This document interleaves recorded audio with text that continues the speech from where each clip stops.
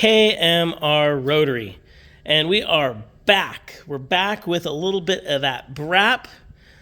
Thank you everybody for watching the videos, subscribing, and generally loving the rotary engine. I know it's been a little while since I posted up a kind of build rundown or technical breakdown of a build, but got a little behind after hitting the wall and needing a little recovery time and also working on some of the new projects. So happy to be discussing this really cool 13B half bridge turbo setup based on a FD3S block that's going in a first gen RX7. So you can see that it is a little bit of a unique setup. Here we have a 12A or GSLS E style front cover. So it's got the mounting on the front, and the customer provided this with a welded on oil return fitting for your turbo drain back. And then that allows us to fit a GSLS E oil pan on one of these later model turbo 13B engines. Not all of your oil pan bolt holes are perfect, but it's well enough to basically be a direct bolt on. And the front cover, same thing. One hole does not exist on the early 12A front covers compared to the FD3S late model 13B blocks, but there's plenty of clamping pressure to make sure you get a proper seal and proper fitment. And then with shaft lengths and everything like that, we could really go with any front pulley combination, whether it be serpentine, late model, or early V-belt. But traditionally, a lot of these builds where we're taking a late model engine and putting it into an early generation car, we'll go back to the V-belt style setups. And this is a Racing Beat twin V-belt pulley, which helps eliminate any belt slip when it comes to the water pump or your alternator assembly. And again, that ends up removing your pickup points and reluctor setup that would be traditional on the late model FD3S and gets you back to a gear-driven, basically crank angle sensor that are actually really reliable. I know there's some options out there, and depending on what people want, whether it be the style or they may have crank trigger signal issues, I think both factory style setups are totally usable, but when you get into high horsepower, high boost, high shaft flex applications, I know some people do end up with distortion, but generally I've been able to run crank-driven setups up to 1,000 horsepower.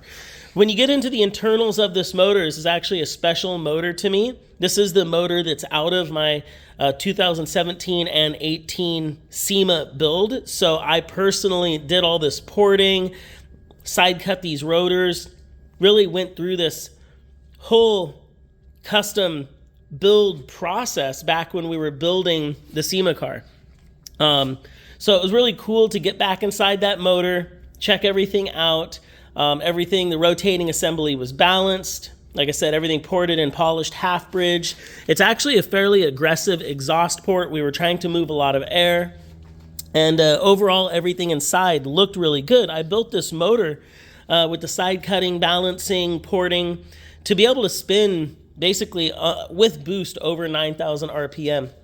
So I'm really looking forward to seeing this motor go into a friend's project to see what it can do outside of the SEMA show car build that I had put together. It is an FD3S crank. We've got race rotor bearings, so a little bit more oil volume for the rotor bearings. And then the main bearings are basically the factory multi-window. All those bearings we polished the shaft. Like I said, slightly bigger exhaust porting than normal, and then basically the KMR porting template right off the shelf, half bridge up top. I did port match all the oil galleries because this particular setup, because I was running twin turbos, I thought there might be a little extra strain on oil delivery. So everything was port matched and polished on the oil passage side.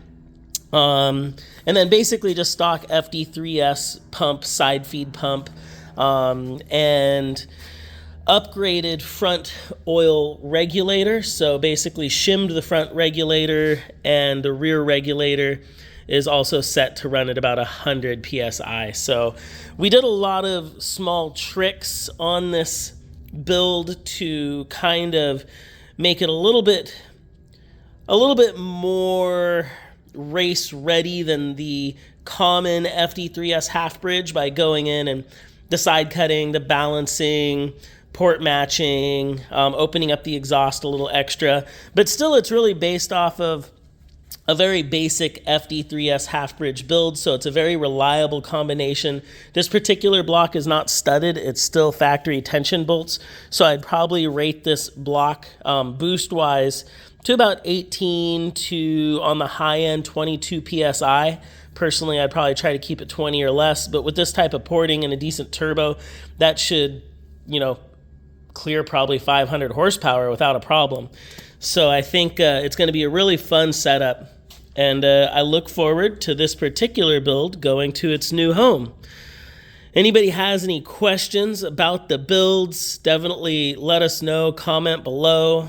And as far as the seals, OEM water seals, and all of the side seals, corner seals, springs are all factory OEM. And then E&J, two-piece 2mm apex seals, pretty much one of my go-tos just because they do provide protection against any type of internal damage if you do run into detonation. Nobody wants that. But if it happens, you've got some protection. So I think that's a wrap. Happy to be back in the shop, building motors. Happy holidays to everybody. And we are looking forward to so much more rotary fun as we continue to do what we love. And we love to brap. That's a brap. I'm brap on out of here. Time to get back to work.